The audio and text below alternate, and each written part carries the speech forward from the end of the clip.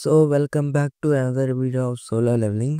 ఈ యొక్క చాప్టర్స్‌లో కొంచెం క్రేజీ స్టఫే జరగబోతుంది. అదే జపాన్‌లో అయితే జైంట్ మాన్స్టర్స్ అయితే వచ్చేసారనమాట. ఇంకెళ్ళొచ్చుకొని వీడియోకైతే వెళ్ళిపోదాం. చాప్టర్ స్టార్టింగ్‌లో బ్రేవరీ గిల్డ్ మెంబర్స్ అయితే కంగారు పడుతూ ఉంటారనమాట. హంటర్స్ వెళ్ళి ఇంతసేపయింది ఏంటా అని. తీరా చూస్తే చాయ్ జాంగ్, చాహే ఊహించోళ్ళందరూ కూడా బయటకొచ్చేసారనమాట. ఏంటి సి ర్యాంక్ గేట్‌లో ఇంత జరిగిందా అని చెప్పి మిగతా వాళ్ళందరూ కూడా షాక్ అవుతారు. ఇంకప్పుడే ఊహించోళ్ళొచ్చి డెడ్ బాడీస్‌ని తీసుకురండి అని చెప్తాడనమాట. ఇక జనువు కూడా నడుచుకుంటూ వచ్చి ఇలా అనుకుంటాడు. ఆ ఆర్కిటెక్ట్ గాడి రియల్ బాడీ ఎక్కడో ఉంది. ఆయన ఉన్నప్పటికీ వాడిచ్చే ఆన్సర్స్ నేనేది వినలేదు. అయినా వాడికి చెప్పే ఉద్దేశం కూడా లేదనుకో. ఇంకప్పుడే జనువు దగ్గరికి ఊహించోళ్ళొచ్చి ఇలా చెప్తాడు. అరౌండ్ ఒక 20 టాప్ ర్యాంక్డ్ హంటర్స్ చనిపోయారు. ఒకవేళ ఇక్కడ డంజన్ బ్రేక్ అయ్యుంటే తర్వాత వచ్చే సిట్యుయేషన్స్ మామూలుగా ఉండేవి కాదేమో. ఏంటి? అంటే మీరు చెప్తున్నారు హంటర్ సంగ్ జిన్‌వూ తనంతట తానే ఈ డంజన్‌ని క్లియర్ చేశాడని. అవును. నేను బ్రేవరీ గిల్డ్ మెంబర్స్‌కి రిపోర్ట్ చేశాను డబుల్ డంజన్ గురించి. ఎందుకంటే వాళ్ళొచ్చేమన్నా హెల్ప్ చేయగలరని. కానీ ఇక్కడ చూసుకుంటే వీళ్ళ చావులు చూడాల్సొస్తుంది. ఇక జిన్‌వూ ఇలా చెప్తాడు. మానిటర్ డివిజన్‌లో ఉన్న ప్రతి ఒక్కరికి పేరు పేరున థాంక్స్ అని. ఇంకా ఊహించోళ్ళంటే ఇలా చెప్తాడు. మా మానిటర్ డివిజన్ వాళ్ళకి ముందే తెలిసిపోతుంది ఎస్ ర్యాంక్ హంటర్స్ యొక్క మూవ్‌మెంట్స్. హంటర్స్ గిల్డ్‌తో కోఆపరేట్ అవుదామని చెప్పి నా డెసిషన్. కానీ తీరా చూస్తే ఒక డిజాస్టర్ లాగా ఎండ్ అయిపోయింది. అయినా నాకో డౌట్ హంటర్ సంగ్. ఆ డబుల్ డంజన్ అక్కడ ఉంది అని మీకెలా తెలుసు అంటే జిన్‌వూ ఉండి ఆ డంజనే నన్ను పిలిచింది. ఏంటి డంజన్ నిన్ను పిలిచిందా అని ఊహించోళ్ళు షాక్ అయిపోతాడు. ఇక జిన్‌వూ ఉండి ఇలా చెప్తాడు. అవును. నాకొక మెసేజ్ వచ్చింది ఈ లొకేషన్‌కి రమ్మని అంటే, అవునా? ఏం మెసేజు? అది నేను చూడొచ్చా అంటే జిన్‌వూ ఉండి లేదు. అది నా హెడ్‌లో మాత్రమే ఉంటుంది. నేను మాత్రమే చూడగలను. అంటే ఊహించోళ్ళకి గూడా ఏం అర్థం కాదనమాట. నేను దీన్ని అర్థం చేసుకోలేనని అనుకుంటూ ఉంటాడు. ఇంకప్పుడే వెనకాల నుంచి చాయ్ వచ్చి బానే ఉన్నారా అంటే, పర్లేదు బానే ఉన్నాను. కాకపోతే కొద్దిగా టైర్డ్ అనిపిస్తుందని చెప్పి పడిపోతాడనమాట. ఇంక ఇటుపక్క జపాన్‌లో చూసుకుంటే మ్యాజిక్ క్రిస్టల్స్ అనేవి రోడ్డు మీద పరిచేస్తూ ఉంటారనమాట.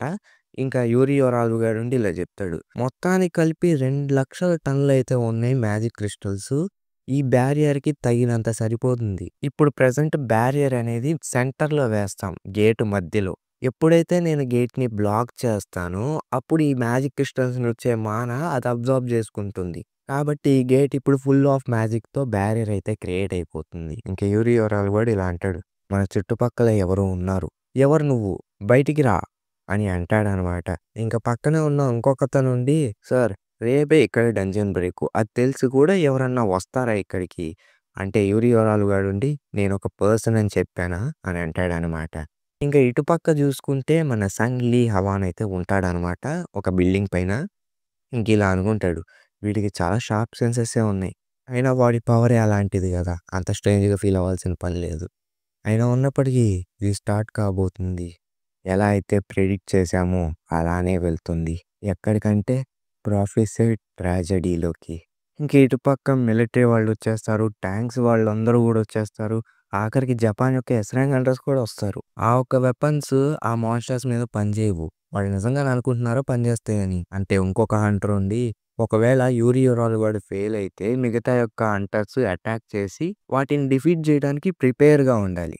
అయినా వాళ్ళకి మనకి తేడా లేదు. ఎందుకో తెలుసా? ఈ మనుషులు ఈ యొక్క డిజాస్టర్ ముందు హెల్ప్‌లెస్సే.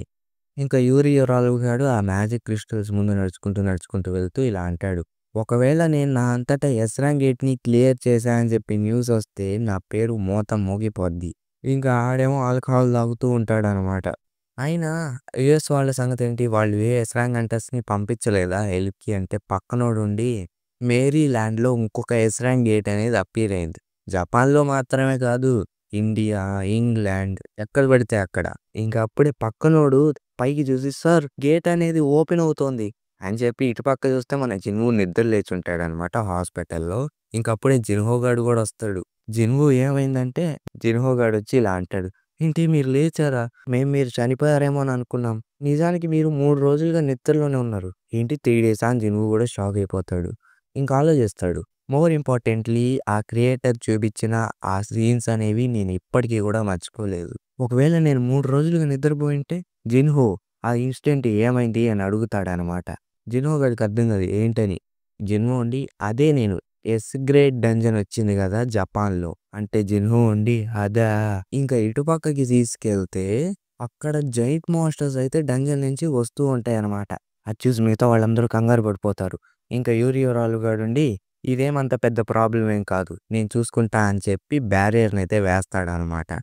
ఇంకొక మాస్టర్ కొట్టబోతుంది. బట్ అదేమో బ్రేక్ అవ్వదనమాట. ఇంక యూరియోరాల్ కాడుంది. ఇదొక స్ట్రాంగ్ బ్యారియర్. దాన్ని నువ్వు ఎలా కొట్టి ముక్కలు చేయగలవు? అంటే ఇంకొక జెయింట్ వచ్చి వాడిని తోసి ఒక్క స్లాష్ అయితే వేస్తాడనమాట. దాంతో యూరియోరాల్ గాడి యొక్క బ్యారియర్ అనేది 2 ముక్కలైపోతుంది. ఇక జిన్‌హో గాడుండి, "జిన్‌హో ఆ రైడ్ ఒక ఫెయిల్యూర్" అని చెప్తాడనమాట. ఇంక ఇటుపక్క చూసుకుంటే జిన్‌హో ఫాదర్ అయితే నిద్రపోతూ ఉంటారనమాట మళ్ళా. "నేను ఎంత కాలంగా నిద్రపోతున్నా అంటే 23 అవర్స్ వరకు పడుకొనున్నారు సార్. మీరు చెప్పిందేంటంటే 24 అవర్స్‌లో గనక నిద్ర లేకపోతే హాస్పిటల్‌కి తీసుకెళ్ళమని. కానీ ప్రస్తుతానికైతే నేనొక ఇన్ఫర్మేషన్ చెప్దామనే వచ్చాను. ఎవరంటే ఒక పేషెంట్ అయితే ఉన్నారనమాట. తనేంటంటే ఎటర్నల్ స్లీప్ నుండి లేచారు. వాళ్ళు ఎవరో కాదు ఎస్రాంగ్ హంటర్ హంటర్ సంగ్ జిన్‌హో యొక్క మదర్. ఇంకప్పుడే జిన్‌హో ఫాదర్‌కి కూడా అర్థమవుతుంది. జిన్‌హో ఈ ఎటర్నల్ స్లీప్‌ని క్యూర్ చేయగలడు అని. సరే ఇంకొక విషయం ఏదో అన్నావు కదా! ఏంటి అంటే మీకొక విజిటర్ ఉన్నారు. ఇంకప్పుడే అక్కడ చూస్తే ఆయన డాటర్ అయితే ఉంటారనమాట. ఇంక తీరా ఇటు పక్క చూస్తే ఆ జెయింట్ యూరియోరాలు గాడిని లాక్కొని తినేస్తది. ఇంకా మిగతా ట్యాంక్స్‌తో ఆ జెయింట్స్ మీద అటాక్ చేస్తూ ఉంటారు. బట్ వాళ్ళకి ఎటువంటి ఎఫెక్ట్ అవుతూ ఉండదు. ఆఖరికి హంటర్స్ కూడా వాళ్ళ మీద అటాక్ చేస్తూ ఉంటారు. బట్ వర్కౌట్ అయితే అవుతూ ఉండదనమాట. ఎందుకంటే అవి చాలా పెద్దగా ఉంటాయి అండ్ చాలా ఫాస్ట్‌గా ఉంటాయి. ఈ మాన్‌స్టర్స్‌ని చంపడం చాలా కష్టమని అనుకుంటూ ఉంటారు. అది మన జిన్‌వూ టీవీలో కూడా చూస్తూ ఉంటాడు. ఇంకిలా అనుకుంటాడు. ఒకవేళ ఇలానే కంటిన్యూ అయితే జేజు ఐలాండ్ ఏదైతే అయిందో అదే అవ్వచ్చు. అప్పుడు ఈ ఆసియా మొత్తం డేంజర్‌లో ఉంటుంది. నేను తొందరగా వెళ్ళాలి. అంటే వెనకాల నుండి వెళ్ళొద్దు. వెళ్ళొద్దన్నయ్య అని చెప్పి జీనా అంటుందనమాట. సరే జిన్‌వూ గూడా ఆలోచించి, సరే నేను వెళ్ళట్లేదు. నేను ఇన్ని రోజులుగా వర్క్ చేశా గదా! సో, ఇప్పుడు నేను కాస్త రెస్ట్ తీసుకుంటా. ఇక జీనా మీద చెయ్యేసి కంగారు పడకు. నేనెక్కడికి వెళ్ళనులే అని చెప్తాడనమాట. ఇక జిన్‌వూ బెంచ్ మీద కూర్చొని బెరూనయితే పిలుస్తాడనమాట. పిలిచిన తర్వాత జీనా ఎలా ఉంది అంటే, తను నిద్రపోతుంది. అంతకు మించి ఏం చేయట్లేదు మై కింగ్ అని చెప్తాడనమాట. ఇక జిన్‌వూ మనసులో అనుకుంటాడు. ఆ యొక్క సిట్యుయేషన్ వల్ల తనకు కాస్త భయమేసినట్టుంది. నా 4 ఇయర్స్ బ్యాక్ ఫస్ట్ రైడ్ అప్పుడు గూడా నేనెప్పుడూ ఇలా ఫీల్ అవ్వలేదు. ఇప్పుడు నేనేం జేయాలి? అనుకుంటున్నప్పుడే జిన్‌హూ ముందు ఒక కారైతే ఆగుతుంది. ఇంకా తీరా చూస్తే జిన్‌హూ వాళ్ళ ఫాదర్ అయితే జిన్‌హూని పిలిచారనమాట. యో మియోంగ్ హయాన్ పిలిచారా నన్ను అని చెప్పి అడుగుతాడనమాట. ఇకప్పుడే జిన్‌హో ఫాదర్ అండి ఒక చెక్ అయితే ఇస్తాడనమాట జిన్‌హూకి. ఇంకిలా చెప్తాడు. డబ్బులే ప్రతి ఒక్కటి తీసుకొచ్చి పెడుతుందని చెప్పి నేను నమ్మను. ముఖ్యంగా ఒక ఎస్రాంగ్ హంటర్ యొక్క సర్వీస్. ఇది కేవలం నా యొక్క సిన్సియారిటీ మాత్రమే. ఇక జిన్‌హూ ఉండి బహుశా తన యొక్క గిల్డ్‌లోకి నన్ను ఇన్వైట్ చేస్తున్నాడేమో. అంటే జిన్‌హూ అడుగుతాడనమాట ఇలా. మీరు నా నుండి ఏం కొనాలనుకుంటున్నారంటే, జిన్‌హో ఫాదర్ ఉండి నాకు గూడా మీ అమ్మలాగానే సేమ్ ఎటర్నల్ స్లీప్ ఉందని చెప్తాడనమాట. అది చూసి జిన్‌హూ షాక్ అయిపోతాడు. పబ్లిక్ ఎవరికన్నా తెలుసా అంటే, లేదు. డాక్టర్‌కి అండ్ నా యొక్క 3 సెక్రటరీస్‌కి అండ్ మా భార్యకి తప్పితే ఎవ్వరికీ తెలీదు. మేము ఎన్నో వేరియస్ ట్రీట్మెంట్స్‌నైతే ట్రై చేసాం. బట్ సేమ్ ఇల్‌నెస్‌తో బాధపడుతున్న వ్యక్తి ఎవరైనా ఉన్నారా అంటే ఒక్క పర్సన్ మాత్రమే కనిపించారు. ఇప్పుడు ప్రస్తుతం తను కూడా రికవర్ అయిపోయారు కాబట్టి, మేము కూడా ఇదేం కోయిన్సిడెన్స్ అనుకోవట్లేదు. ఎందుకంటే ఆ రోగం నుండి బయటపడింది మీ మదర్ మాత్రమే కాబట్టి. నాకిప్పుడు ముఖ్యంగా కావాల్సింది నిజం. అది గనక నీ నుంచి దొరికితే నీ కైండ్‌నెస్‌ని నేనెప్పుడు మర్చిపోను. అంటే జనుము ఉండి ఈరోజే నేను చేసుకోవాలి. ఇంకా ఇటుపక్క చూసుకుంటే జపాన్‌లో గందరగోళం చేస్తూ ఉంటాయన్నమాట ఆ జెయింట్సు. హెలికాప్టర్‌లో ఉన్న రిపోర్టర్స్ ఇలా చెప్తారు. ఈ జెయింట్స్ బిల్డింగ్స్‌ని, ట్రీస్‌ని అన్నిటిని నాశనం చేస్తుంది. ఇలా అయితే హ్యుమానిటీ మొత్తం చనిపోతుంది. అండ్ ముఖ్యంగా అవి హ్యూమన్స్‌ని తినేస్తున్నాయి. ఇప్పుడు మనం ఎంతసేపయితే హైట్‌లో ఉంటామో అవి మనల్ని రీచ్ అవ్వలేవు. కాబట్టి సేఫ్‌గా ఉంటాం. ఇప్పుడు మనం అటాక్ చేయకపోతేనే మంచిది. ఎనీవే అక్కడున్న ఒక బిగ్గెస్ట్ జెయింట్ మాత్రం మిగతా యొక్క జెయింట్స్‌ని పంపించి అది మాత్రం కాపలా కాస్తుంది గేట్ ముందల. ఆర్ ఎల్స్ ఎవరన్నా వస్తారని చెప్పి వెయిట్ చేస్తుందా? అది ఎవ్వరికీ తెలీదు ఖచ్చితంగా. ఇక ఆ కెమెరామాన్ గాడుండి చూస్తూ ఉంటే అది చనిపోయినట్టు అనిపిస్తుంది. ఎందుకంటే అది బ్రీత్ చేస్తుంది, మూవ్ అవుతుంది. దాని మూవింగ్ ఎలా ఉందంటే ఒక మెషిన్ మూవ్ అవుతున్నట్టు అనిపిస్తుంది. ఏంటి మెషినా? మెషిన్ అయితే ఇక్కడ వేసే ప్రతి ఒక్క అటాక్ కూడా వర్క్ అయ్యేది. ఇప్పుడు ప్రస్తుతానికి చూసుకుంటే మొత్తం కలిపి 31 జెయింట్‌లయితే వచ్చాయన్నమాట ఆ యొక్క డంజన్ నుంచి. కానీ మనం కేవలం రెండిటిని మాత్రమే డిఫీట్ చేయగలిగాం. అయినా ఉన్నప్పటికీ ఎన్ని రోజులైంది ఈ డంజన్ బ్రేక్ జరిగి? 2 రోజులైంది. నేననుకోవట్లేదు ఇది డెస్ట్రాయ్ అవ్వకముందే మనం వాళ్ళని చంపేస్తామని. అని చెప్పి చూస్తే జిన్‌హో గాడు షాక్ అయిపోతాడు. ఏంటి నువ్వు జపాన్‌కి వెళ్తున్నావా అని. పైగా నువ్వు న్యూస్‌లో గూడా చూసావు. 'జేజు ఐలాండ్' కన్నా కూడా దారుణంగా మారొచ్చు. అయినా ఇలాంటి జైంటిక్ మాన్‌స్టర్స్ ఎప్పుడూ రాలేదు జిన్‌వూ. అంటే జిన్‌వూ ఉండి ఒకవేళ ఈ రైడ్ గనుక సక్సెస్‌గా జరిగితే మన యొక్క ఆజిన్ గిల్డ్ అనేది స్ప్రెడ్ అవుతుంది వరల్డ్ మొత్తం. ఇంక జిన్‌వూ మనసులో ఇలా అనుకుంటాడు. జిన్‌హో గాడు నన్ను ఎక్కువగా నమ్ముతాడు. కానీ తను చెప్పింది గూడా నిజమే. ఈ ఇన్సిడెంట్ కాస్త డేంజరే. ఇక జిన్‌హో గాడుండి సరే నేను గూడా నీతో వస్తా అని చెప్పి అంటాడు. ఆ! ఏంటి? అని జెప్పి జిన్‌హో షాక్ అయితే జిన్‌హో గాడుండి ఇన్ని ఇన్సిడెంట్స్ జరిగాయే. Red gate incident, Jeju island raid, double డంజన్‌ది కూడా. ఇన్ని ఇన్సిడెంట్‌లో నువ్వున్నావు గానీ నేనెక్కడున్నాను జిన్‌హో అని చెప్పి ఏడుస్తూ ఉంటాడు. కాబట్టి నేను నువ్వెక్కడుంటే అక్కడే ఉంటా. కాబట్టి జిన్‌హో నన్ను నీతో పాటు తీసుకెళ్ళు. అంటే ఇంక జిన్‌హో ఉండి నన్ను వెళ్ళొద్దు అని సలహాలిస్తున్నావు. కానీ అది ఎలాంటి ప్లేసో నీకు తెలుసు. అంటే ఇంక జిన్‌హో గాడుండి నేను నిన్ను నమ్ముతా జిన్‌హో. నువ్వు ఎంతవరకు సేఫ్‌గా ఉంటే నేను అంతవరకు సేఫ్‌గా ఉంటా అంటే, జిను గూడా కాస్త హ్యాపీగా ఫీల్ అవుతాడు. ఇంక వెళ్తూ వెళ్తూ చెప్తాడు. నేను జోక్ చేశా. ఇలాంటి సిట్యుయేషన్‌లో ఎవర్రా జపాన్‌కెళ్ళేది? కాబట్టి నువ్వు ఇంక ఇంటికెళ్ళిపోవచ్చు అని చెప్పి వెళ్ళిపోతాడు. ఇంక వెళ్తూ వెళ్తూ ఇలా అనుకుంటాడు. ఆయన ఉన్నప్పటికీ నేను నా షాడో సోల్జర్స్‌ని యూజ్ చేయలేకపోయాను ఆర్కిటెక్ట్ గాడితో ఫైట్ చేసినప్పుడు. కానీ ఆర్కిటెక్ట్ గాడు చూసుకుంటే వాడు చాలా స్ట్రాంగ్‌గా ఉన్నాడు. సేమ్ నాలాగానే. ఈవెన్ దో నేను లెవెల్ 100 అంటే దానర్థం నాకంటే స్ట్రాంగెస్ట్ మెంబర్స్ ఇంకా ఉన్నారు. ఈ ప్రపంచం ఒక వాస్ట్. అక్కడ నాకన్నా స్ట్రాంగెస్ట్ మెంబర్స్ చాలా మందే ఉండొచ్చు. నేనేం అనుకోవట్లేదు అక్కడికి వెళ్ళటానికి రిజాల్వే అని. ఒక రకంగా చెప్పాలంటే నేను కూడా ఏమి హీరోని కాదు. కాబట్టి చూజ్ చేసుకోవాలి. యెస్. నేను ఖచ్చితంగా చూజ్ చేసుకోవాలి. అని చెప్పి జిన్‌వూ, జీనా వాళ్ళ మదర్ కలిసి భోంచేస్తూ ఉంటారనమాట. ఇక జిన్‌వూ అండ్ జిన్‌వూ ఫాదర్ దగ్గరికైతే తీసుకెళ్తారనమాట. అదే చెక్ ఇచ్చాడు గదా! నీకు ఏ విష్ కావాలో అని చెప్పి. అక్కడ ఏం జరిగిందో చూపిస్తారిప్పుడు. జిన్‌వూ దాన్ని రిజెక్ట్ చేసేస్తాడనమాట. నేనిది చేయలేను అని జెప్తే ఆయనుండి అలా అయితే మీ అమ్మ ఎలా రికవర్ అయింది?